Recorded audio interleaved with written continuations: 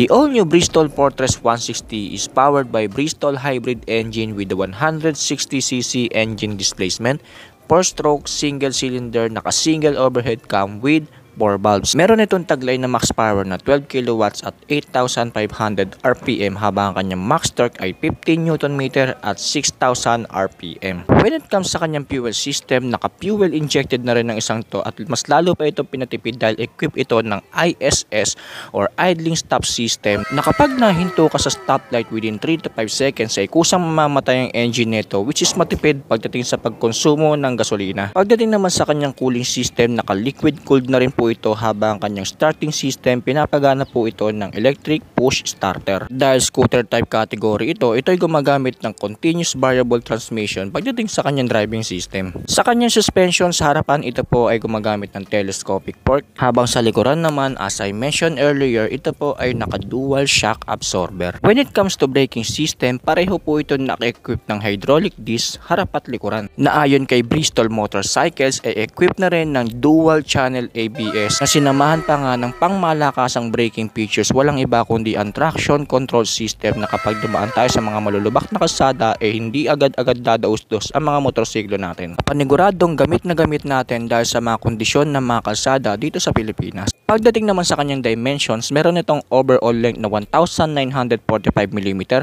overall width na 765mm at overall height na 1,230mm. At meron naman itong seat height na 755mm habang ang kanyang ground clearance ay 140mm. At ang kabuang bigat naman ng motor na ito mga kamos ay 138kg.